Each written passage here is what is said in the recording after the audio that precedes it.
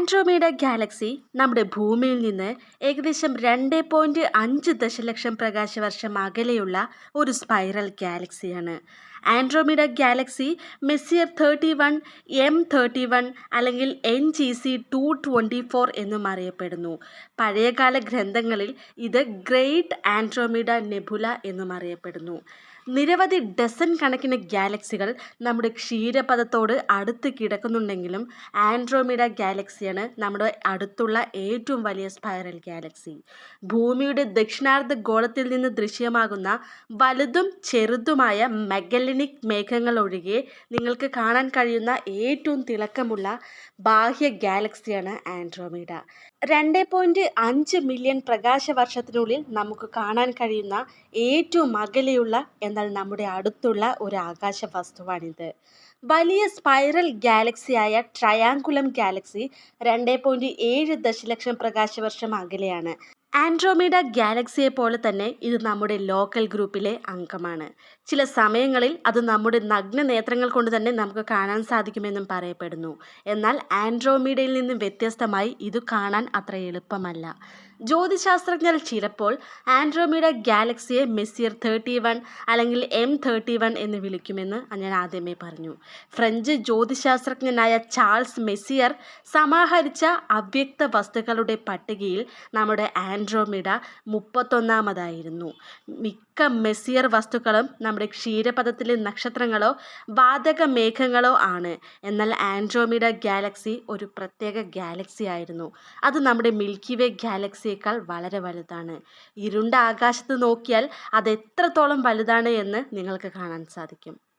Andromeda Galaxy നമ്മുടെ ക്ഷീരപഥ ഗാലക്സിയോട് ഏറ്റവും അടുത്തുള്ള സർപ്പിള ഗാലക്സിയാണ്. എന്നാൽ മൊത്തത്തിൽ ഏറ്റവും അടുത്തുള്ള ഗാലക്സിയല്ല. പുരാണ രാജകുമാരിയായ ആൻഡ്രോമീഡയുടെ പേരിലുള്ള ആൻഡ്രോമീഡ ഗാലക്സി അത് പ്രത്യക്ഷപ്പെടുന്ന ആകാശത്തിൻ്റെ പ്രദേശത്ത് നിന്നാണ് ഈ ഒരു പേര് അതിന് ലഭിച്ചത്. ആൻഡ്രോമീഡ ഗാലക്സി ലോക്കൽ ഗ്രൂപ്പിലെ തന്നെ ഏറ്റവും വലിയ ഗാലക്സിയാണ്. അതിൽ ക്ഷീരപഥം, ട്രയാങ്കുലം ഗാലക്സി എന്നിവയും മറ്റ് 30ഓളം ചെറിയ ഗാലക്സികളും അടങ്ങിയിരിക്കുന്നു.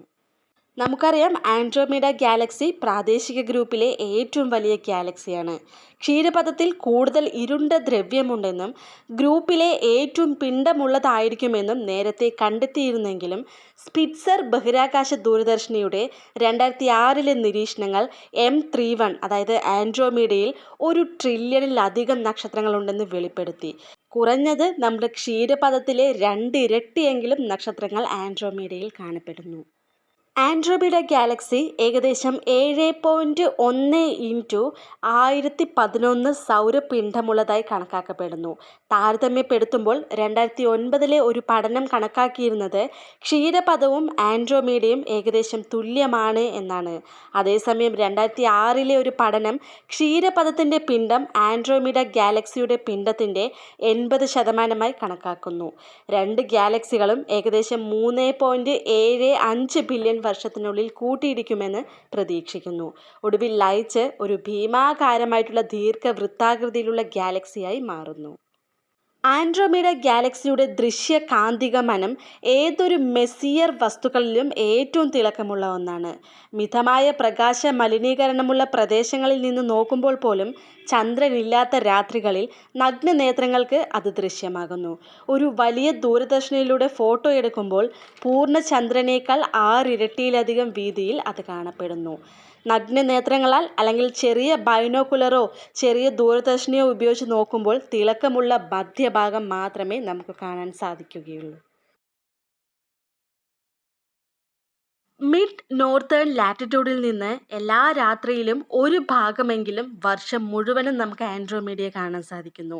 എന്നാൽ മിക്ക ആളുകളും ഗാലക്സിയെ കാണുന്നത് ഓഗസ്റ്റ് അല്ലെങ്കിൽ സെപ്റ്റംബർ മാസങ്ങളിലാണ്. വൈകുന്നേരം മുതൽ നേരം പുലരുന്നത് വരെ അത് ആകാശത്ത് ഉയരത്തിൽ ദൃശ്യമാവുന്നു. ഓഗസ്റ്റ് മാസം അവസാനത്തിലും സെപ്റ്റംബർ മാസം ആദ്യത്തിലും രാത്രിയും അർദ്ധരാത്രിയും തമ്മിലുള്ള ആ ഒരു മിഡ് നൈറ്റ് സമയത്ത് ആൻഡ്രോമീഡ ഗാലക്സിയെ നിങ്ങൾ തിരയാൻ ആരംഭിക്കുക. സെപ്റ്റംബർ അവസാനത്തിലും ഒക്ടോബറിൻ്റെ തുടക്കത്തിലും ആൻഡ്രോമീഡ ഗാലക്സി നിങ്ങളുടെ കിഴക്കൻ ആകാശത്ത് രാത്രിയിൽ തിളങ്ങി നിൽക്കുന്നത് കാണാം. അർദ്ധരാത്രിയിൽ നമ്മുടെ തലയ്ക്കു മുകളിൽ അത് ചാഞ്ചാടുന്നു. പ്രഭാതത്തിൻ്റെ ആരംഭത്തിലെത്തുമ്പോൾ പടിഞ്ഞാറ് ഭാഗത്ത് അത് ഉയർന്നു നിൽക്കുന്നു. ആൻഡ്രോമീഡ ഗാലക്സിയെ കാണാൻ ശൈത്യകാല സായാഹ്നങ്ങൾ വളരെ നല്ലതാണ്. മീൻസ് നമ്മുടെ വിൻ്റർ സീസണിലെ വൈകുന്നേരങ്ങളിൽ നമുക്കതിനെ വ്യക്തമായി കാണാൻ സാധിക്കുന്നു. ലൈറ്റ് പൊല്യൂഷനിൽ നിന്ന് നിങ്ങൾ വളരെ അകലെയാണ്. വേനൽക്കാലം, ശരത്കാലം അല്ലെങ്കിൽ ശൈത്യകാലത്ത് ചന്ദ്രൻ ഇല്ലാത്ത രാത്രിയിൽ നിങ്ങൾ ആകാശത്തേക്ക് നോക്കുക. അപ്പോൾ നിങ്ങൾ ആകാശത്ത് ആൻഡ്രോമീഡ ഗാലക്സിയെ കാണാൻ സാധിച്ചില്ലെങ്കിൽ, സപ്പോസ് ആൻഡ്രോമീഡയെക്കുറിച്ച് അറിവുള്ളത് കൊണ്ട് തന്നെ നമുക്കതിനെ വ്യക്തമായി കാണാൻ സാധിക്കും. കണ്ടില്ലെങ്കിൽ 2 വഴികളുണ്ട് അത് കാണാൻ. അതിലൊന്ന് കെസോപ്പിയർ കോൺസ്റ്റലേഷൻ ഉപയോഗിക്കുക എന്നതാണ്. അതുകൂടാതെ ഗ്രേറ്റ് സ്ക്വയർ ഓഫ് പെഗാസസും യൂസ് ചെയ്യാം. ഈ 2 വഴികളിലൂടെ നമുക്കത് ഉറപ്പായും കണ്ടെത്താനാകും. കെസോപ്പിയൻ നക്ഷത്ര സമൂഹം കാണാൻ എളുപ്പമാണ്. ആകാശത്തിൻ്റെ നോർത്ത് വാർഡ് ഡിറക്ഷനിലേക്ക് നോക്കിയാൽ M അല്ലെങ്കിൽ W എന്ന അക്ഷരത്തിൻ്റെ ആകൃതിയിൽ ഒരു നക്ഷത്രക്കൂട്ടം കാണാം. ദെൻ കെസോപ്പിയ കണ്ടെത്തി കഴിഞ്ഞാൽ അതിൻ്റെ നക്ഷത്രമായിട്ടുള്ള ഷേഡർ തിരയുക. ഇവിടെ ഞാനൊരു പിക്ചർ കൊടുക്കുക. സോ അതിൽ നിന്ന് എവിടെയാണ് ആൻഡ്രോമീഡ ഗാലക്സി എന്ന് നിങ്ങൾക്ക് വ്യക്തമായിട്ട് മനസ്സിലാക്കാൻ സാധിക്കും. ദെൻ പെഗാസിസ് ഗ്രേറ്റ് സ്ക്വയർ ഉപയോഗിച്ച് നിങ്ങൾക്ക് ആൻഡ്രോമീഡ ഗാലക്സിയിലേക്ക് വിരൽ ചൂണ്ടാൻ കഴിയും. അത് കുറച്ച് കഷ്ടമുള്ളൊരു വേ ആണ്, പക്ഷേ പലതരത്തിൽ നമ്മുടെ ആൻഡ്രോമീഡയെ കാണുന്നത് മനോഹരമാണ്. ഒരു കാലത്ത് ആൻഡ്രോമീഡ ഗാലക്സിയെ ദ ഗ്രേറ്റ് ആൻഡ്രോമീഡ നെബുല എന്ന് വിളിച്ചിരുന്നു. ജ്യോതിശാസ്ത്രജ്ഞർ കരുതിയത് ഈ ഒരു പ്രകാശ പാച്ച് തിളങ്ങുന്ന വാതകങ്ങളാൽ നിർമ്മിതമാണ് എന്നാണ്, അല്ലെങ്കിൽ അതൊരു സൗരയൂഥമാകാമെന്നായിരുന്നു. 20-ാം നൂറ്റാണ്ട് വരെ ജ്യോതിശാസ്ത്രജ്ഞർക്ക് ആൻഡ്രോമീഡ നെബുലയെ വ്യക്തിഗത നക്ഷത്രങ്ങളാക്കി മാറ്റാൻ സാധിച്ചിരുന്നില്ല. അതായത് അതൊരു ഗാലക്സി ആണ് എന്ന് കണ്ടുപിടിക്കാൻ സാധിച്ചിരുന്നില്ല. 1960കളിൽ 1920കളിൽ Edwin Hubble Andromeda ഗാലക്സിക്കുള്ളിലെ Cepheid variable നക്ഷത്രങ്ങൾ ഉപയോഗിച്ച് ഇതൊരു പുതിയ ക്ഷീരപഥത്തിൻ്റെ അപ്പുറത്തുള്ള പുതിയൊരു ഗാലക്സി ആണ് എന്ന് കണ്ടെത്തി. സോ അതൊരു മറ്റൊരു ഗാലക്സി ആണ് എന്ന് നിർണയിച്ചു. ആൻഡ്രോമീഡയും മിൽക്കി വേയും നമ്മുടെ ലോക്കൽ ഗ്രൂപ്പിലെ പ്രധാനപ്പെട്ട 2 ഗാലക്സികളാണ്. ആൻഡ്രോമീഡ ഗാലക്സിയാണ് ലോക്കൽ ഗ്രൂപ്പിലെ ഏറ്റവും വലിയ ഗാലക്സി. ഈ ലോക്കൽ ഗ്രൂപ്പിൽ മിൽക്കി വേ ഗാലക്സിക്ക് പുറമെ ട്രയാങ്കുലം ഗാലക്സി, അതുപോലെ തന്നെ 30ഓളം ചെറിയ ഗാലക്സികളും അടങ്ങിയിരിക്കുന്നു. ജ്യോതിശാസ്ത്രജ്ഞർ വിർഗോ ക്ലസ്റ്റർ എന്ന് വിളിക്കുന്ന ആയിരക്കണക്കിന് ഗാലക്സികളുടെ ഒരു ഭീമൻ ക്ലസ്റ്ററിൻ്റെ ഭ്രാന്ത പ്രദേശത്താണ് നമ്മുടെ ലോക്കൽ ഗ്രൂപ്പ് കാണപ്പെടുന്നത്. ഗാലക്സികളുടെ ക്രമരഹിതമായിട്ടുള്ള ഒരു സൂപ്പർ ക്ലസ്റ്ററിനെ കുറിച്ച് നമുക്കറിയാം. അതിലാണ് നമ്മുടെ വിർഗോ ക്ലസ്റ്റർ കാണപ്പെടുന്നത്, അല്ലെങ്കിൽ വിർഗോ ക്ലസ്റ്റർ അടങ്ങിയിരിക്കുന്നത്. അതിലാണ് നമ്മുടെ ലോക്കൽ ഗ്രൂപ്പും ഉൾപ്പെടുന്നത്. ഈ വിർഗോ സൂപ്പർ ക്ലസ്റ്ററിനുള്ളിൽ കുറഞ്ഞത് ഏകദേശം 100 ഗാലക്സി ക്ലസ്റ്ററെങ്കിലും സ്ഥിതി ചെയ്യുന്നു എന്നാണ്. ഇതിൻ്റെ വ്യാസം തന്നെ ഏകദേശം 110 ദശലക്ഷം പ്രകാശവർഷമാണെന്ന് കരുതപ്പെടുന്നു.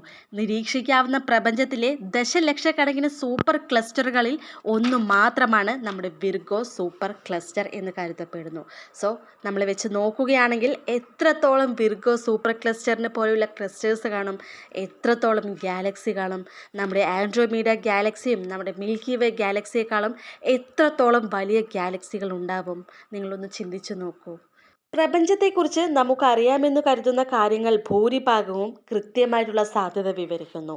ആൻഡ്രോമീഡ നമ്മുടെ മിൽക്കി വേ കൂട്ടിയിടി, അതും സംഭവിക്കാനുള്ളത് തന്നെയാണ്. ഗാലക്സികൾ പരസ്പരം അടുത്തു വരുന്നു എന്ന് ആദ്യമായിട്ട് നമ്മൾ കണ്ടെത്തിയത്, ഒരു ഗാലക്സി മുന്നോട്ടോ അല്ലെങ്കിൽ പിന്നോട്ടോ നീങ്ങുന്നുവെന്ന് ആദ്യമായിട്ട് നമ്മൾ കണ്ടെത്തിയത് 1912ലാണ്. അതിനുശേഷം ചില ജ്യോതിശാസ്ത്രജ്ഞർ അത് വിശ്വസിച്ചു, എന്നാൽ ഭൂരിഭാഗം പേരും അത് റിജക്റ്റ് ചെയ്യുകയാണ് ഉണ്ടായത്. പിന്നീട് 2012 മെയ് മാസത്തിൽ ഈ ഗാലക്സികളുടെ ഈ കൂട്ടിയിടി സമയം കൃത്യമായി പ്രവചിക്കാൻ കഴിയുമെന്ന് നാസയിലെ ജ്യോതിശാസ്ത്രജ്ഞർ പ്രഖ്യാപിച്ചു. എന്നിരുന്നാലും ആൻഡ്രോമീഡ ഗാലക്സി അത് 2.2 ദശലക്ഷം പ്രകാശവർഷം അകലെയാണെന്ന് ഓർക്കുക.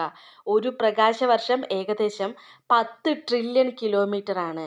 അതിനാൽ ഈ ഗാലക്സി നമ്മുടെ ക്ഷീരപഥ ഗാലക്സിയോട് അടുക്കുന്നതായി തോന്നുമെങ്കിലും നമുക്ക് അതിൽ വ്യാകുലപ്പെടാൻ ഒന്നുമില്ല. 2012ലെ നാസയുടെ ജ്യോതിശാസ്ത്രജ്ഞരുടെ അഭിപ്രായത്തിൽ ഇതിപ്പോൾ 4 ട്രില്യൺ വർഷങ്ങൾക്ക് ശേഷമായിരിക്കും സംഭവിക്കുക. കൂടാതെ ഗാലക്സികൾ തമ്മിൽ കൂട്ടിയിടിക്കുമ്പോൾ അവ പരസ്പരം കൃത്യമായിട്ട് ഇടിക്കില്ല, അല്ലെങ്കിൽ ഒരു നക്ഷത്രം മറ്റൊരു നക്ഷത്രവുമായിട്ട് ഇടിക്കില്ല. ഓരോ ഗാലക്സിയിലും വേണ്ടത്രത്തോളം സ്പേസ് ഉണ്ട്. അതുകൊണ്ട് തന്നെ ഗാലക്സി കൂട്ടിയിടികൾ ഒന്നും തന്നെ നക്ഷത്രങ്ങൾ തമ്മിൽ കൂട്ടിയിടിക്കില്ല, അല്ലെങ്കിൽ മറ്റു വസ്തുക്കൾ തമ്മിൽ കൂട്ടിയിടിക്കില്ല. പരസ്പരം അവ കടന്നു പോകുക മാത്രമേ ചെയ്യുകയുള്ളൂ. അതിനുശേഷം അവയുടെ ഗുരുത്വാകർഷണ പ്രതിപ്രവർത്തിക്കുന്നു. അത് അവയുടെ ആകൃതി മാറ്റാനും ഒരു വലിയ ഗാലക്സിയിൽ ലയിപ്പിക്കാനും ഇടയാക്കും.